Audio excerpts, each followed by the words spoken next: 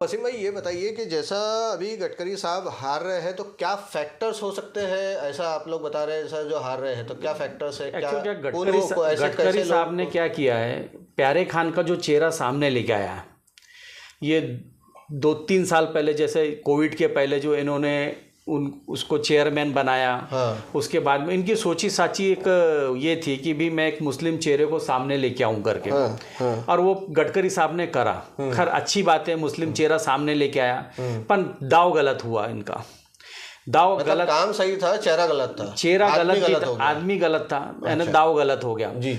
दाव गलत होने का कारण ये है कि जिस तरीके से इन्होंने, और गडकरी साहब का भी एक गलत हुआ स्टेटमेंट, जहां देखो वहां गडकरी साहब प्यारे खान मेरा दोस्त है, प्यारे खान मेरा दोस्त है, वो मैसेज गलत गया कि अच्छा, उसको। तो ये जो प्यारे खान मेरा दोस्त है गडकरी साहब सिर्फ मुसलमानों में बोल रहे थे कि नॉन मुस्लिम में भी बोल रहे थे? ये चीज नॉन मुस्लिम में भी बोला उन्होंने, तो उससे क्या हिंदू मतलब लोग जहाँ मुसलमान है ही नहीं वहां भी बोले? वहां पे भी बोले, तो उससे कैसा हुआ कि हिंदू लोग, हिंदू समाज के अंदर में, हाँ। हिंदू समाज के अंदर में एक गलत मैसेज गया इसको लेके, प्यारे खान को लेके। और दूसरी बात, जो प्यारे खान ने जो क्या मैसेज, मतलब गलत मैसेज कैसा क्या गया? देखो कैसा क्या है, हमारे यहाँ जो राजकारण होता है ये धार्मिक लेवल पे, धर्म लेवल पे, आस्था लेवल पे होते आया है। हाँ, ये पिछले 10 सालों से पहले नहीं था। हाँ, पहले नहीं था।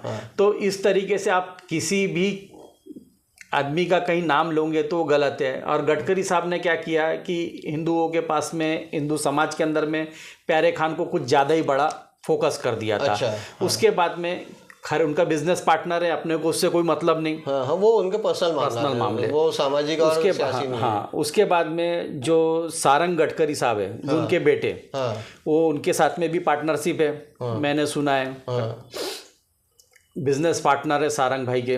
हाँ।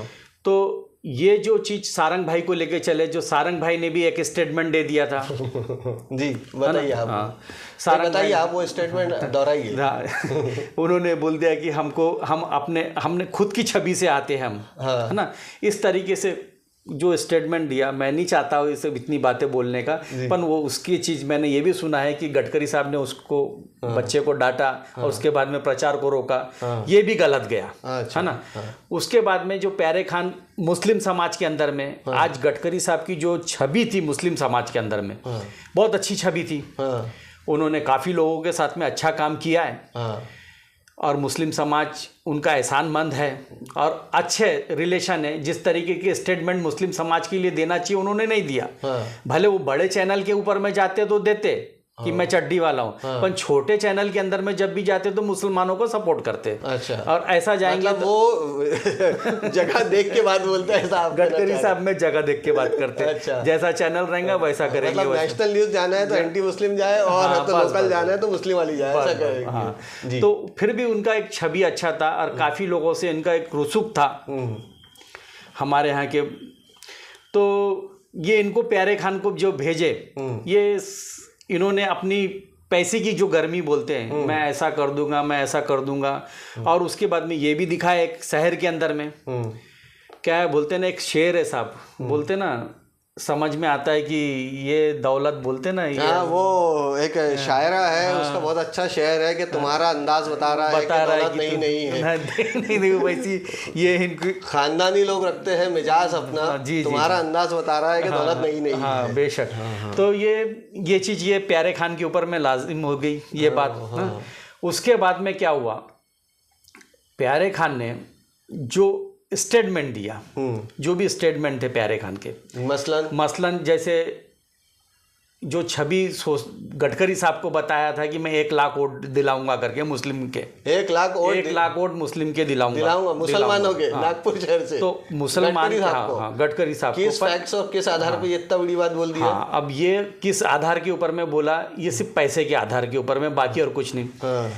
अब हर जगह पैसा नहीं चलता साहब, नागपुर में तो मुसलमानों में है ना, क्योंकि मुसलमानों को तुम पैसे से खरीद नहीं सकते। और तुम्हारा खुद का रुसूख होना, तुम खुद मुसलमान होनी, खुद ही मुसलमान नहीं है वो, मतलब वो तो राम भक्त है। अच्छा। हाँ। वो तो राम भक्त है, राम मंदिर के लिए चंदा देते हैं, क्या मुसलमानों को नहीं पता क्या? राम मंदिर के लिए चंदा भी देते हैं? राम मंदिर के लिए आपने चंदा दिया, अच्छा, किसने? आपने बोले तो इन्हें प्यारे खान ने। अच्छा। प्यारे खान ने राम मंदिर के लिए चंदा दिया। हाँ।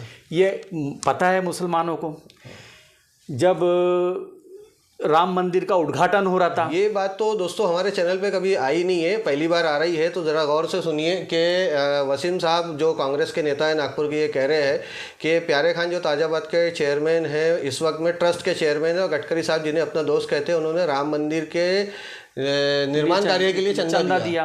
अच्छा। दूसरी बात, जब स्थापना दिवस मना रहे थे, क्या बोलते हैं, वो गढ़ स्थापना दिवस है ना, जो मना रहे थे, जो हर मंदिर के अंदर में, हर मंदिर के अंदर में करना चाहिए, पूजा करना चाहिए, अर्चना करना चाहिए। तो हमारे प्यारे खान साहब दरगाह के अंदर में ट्रस्टी है, कभी तो न्याज नहीं करवाए उन्होंने वहाँ पे, कभी बाबा साहब की न्याज करवा ले। मैंने तो अभी आज तक सुना नहीं कि प्यारे खान ने कहीं न्याज करवाया होगा करके वहाँ पे दरबार के अंदर में। आज 3 साल से चेयरमैन है, पर मंदिर की स्थापना के लिए उन्होंने खाना रखा, उन्होंने बमबाजी करी, आतिशबाजी करी।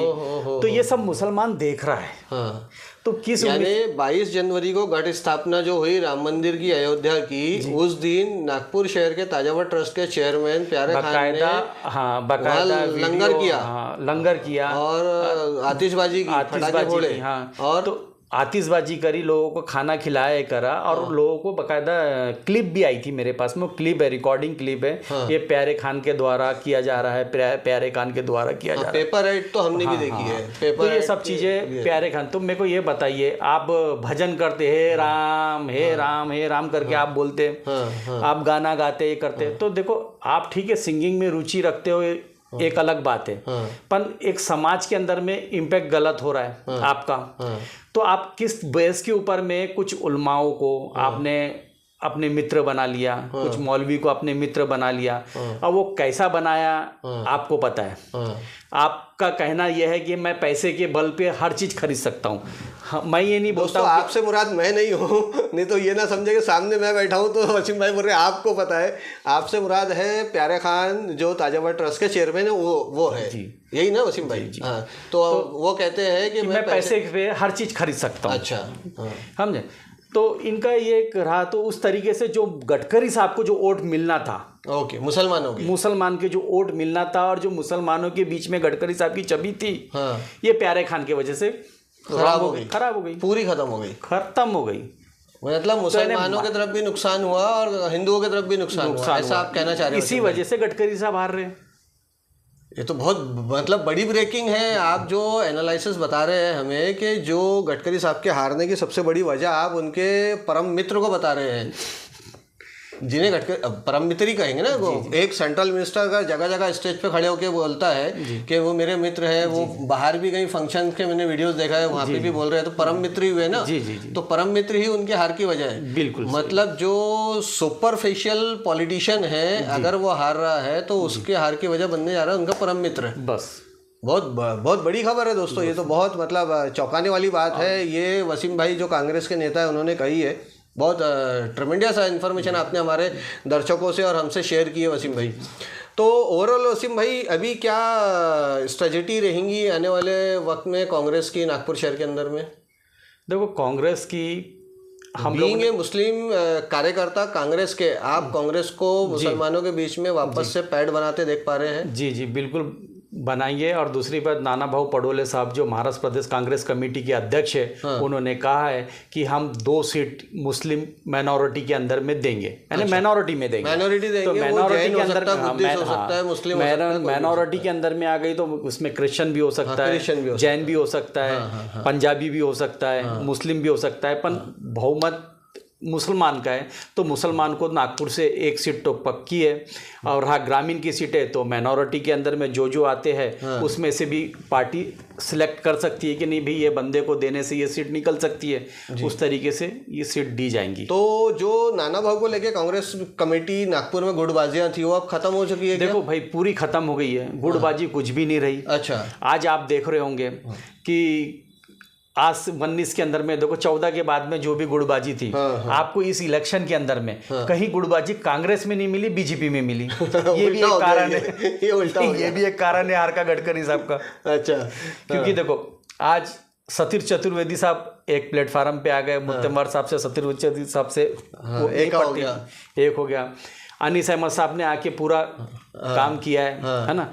तो इस तरीके से नितिन राउत जी भी ने काम किया है। हमारे यहाँ के जितने भी नेता के अंदर में जो मन मिटाओ, थोड़ा सा क्रेज था, जो भी था, ग्रुपबाजी थी, इस बार टोटल खत्म हो गई। सब लोग एक प्लेटफॉर्म पे, एक स्टेज के ऊपर में आके विकास भाऊ के हाथ मजबूत किए और विकास भाऊ को 1 लाख मतों से चुन के लेके आ रहे हैं। ओके, तो आपका कहना यह है कि जो मनमुटाव था कांग्रेस में वो सब खत्म हो चुका है, गुटबाजियाँ खत्म हो चुकी है, मुत्तेमार साहब को और सतीश बाबू के बीच में जो दूरियां थी वो भी खत्म हो गई है, बल्कि बीजेपी में गुटबाजियाँ हुई है, ऐसा आप कहते हैं, ऐसा आप लोग का एनालिसिस है। प्लस साथ ही साथ अगर ये देखा जाए कि नानाभाऊ पटोले को लेकर के अभी कुछ नागपुर में आप सुना में आया कि कुछ आप इवेंट कर रहे हैं।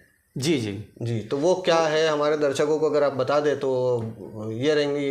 ये जन्म उत्सव नाना भाऊ का मैं हर साल मनाता हूँ। अच्छा, नाना भाऊ का जन्म उत्सव आप हर साल मनाते हैं? हाँ, हर साल मनाता हूँ, क्योंकि मैं भी मनाता हूँ और नाना भाऊ के और भी कार्यकर्ता है जो नाना भाऊ को चाहते हैं। हाँ, सियासत में नेताओं के जन्मदिन मनाना वो 1 तारीख से लेके 10 तारीख तक हम लोग करते हैं। अच्छा, तो उसी तरीके से मेरे को 2 तारीख मिली है। अच्छा, और मैं गोथरा लॉन में कर रहा हूँ। 2 तारीख बोले 2 जून? 2 जून। अच्छा, गोथरा लॉन में मैं कर रहा हूँ वो प्रोग्राम नाना भाऊ का। अच्छा, और इसी तरीके से पूरे महाराष्ट्र में और महाराष्ट्र के बाहर भी जो नाना भाऊ के चाहने वाले हैं, हाँ, वहाँ पे भी लोग 1 तारीख से 10 तारीख तक प्रोग्राम मनाते हैं। हाँ, तो जन्मदिन के अवसर पे बोलते हैं, तो उसको हम लोग जन्म उत्सव बोलते हैं। अच्छा, जन्म उत्सव हो गया कि 1 तारीख से लेके 10 दिन तक, 1 से ज़्यादा दिन तक मनाया जाने वाला खुशियों का। हाँ, जैसे नाना भाऊ पटोले साहब का जन्म 5 जून को है। अच्छा। उनका जो बर्थडे है वो 5 जून को है। अच्छा। और मेरे को जो तारीख मिला है वो 2 जून मिली है। ओके। तो मेरे को सबसे पहले नाना भाऊ पटोले साहब मेरे को तारीख देते हैं। ओके। 2 तारीख मेरे को मिली है, कभी 3 तारीख देते हैं। उस तरीके से सबसे पहले मैं मनाता हूँ, उसके बाद में ये प्रोग्राम स्टार्ट होता है। अच्छा, महाराष्ट्र में भी और महाराष्ट्र के बाहर में भी। तो चलिए, आपका ये उत्सव अच्छा रहे, ऐसी हमारी शुभकामनाएं आपके साथ में है। और वसीम भाई, आपने वक्त निकाला, कांग्रेस की तरफ से आप हमारे स्टूडियो आए, बात की, आपने अपने मत रखा और आपने गडकरी साहब के हारने की वजूहात भी लोगों के सामने रखी है। तो दर्शकों, ये इंटरव्यू उस वक्त में इनकलाब समाचार पे आप देख रहे थे। हमारी आपसे दरख्वास्त है कि अगर आपने अभी तक के हमारे यूट्यूब चैनल को सब्सक्राइब नहीं किया तो सब्सक्राइब कर लीजिए, घंटी वाला बटन याद से दबा दीजिए, ज़्यादा से ज़्यादा वीडियो को शेयर कीजिए ताकि और लोगों तक के इन्फॉर्मेशन पहुँचे।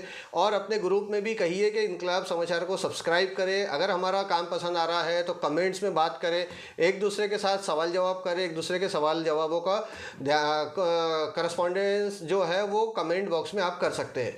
लेकिन सिर्फ लफ्ज़ों का ध्यान रखें, एक दूसरे की बेइज्जती ना करें, एक दूसरे के खिलाफ गलत तरीके की बातें ना करें, प्यार कायम रखे, मोहब्बत कायम रखे। इस्लाम का जो बेसिक प्रिंसिपल है वो है इंसानियत पे चले।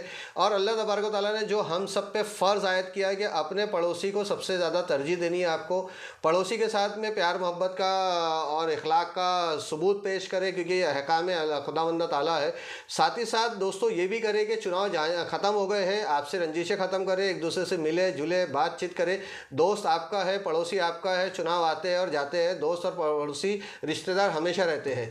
अक्सर देखा गया है कि लोग उसमें थोड़ा सा तनाज़ात में रहते हैं और आपसी रिश्ते ख़राब करके बैठ जाते हैं। नेता अपनी जगह, दोस्ती अपनी जगह, यारी अपनी जगह, प्यार मोहब्बत भाईचारा अपनी जगह।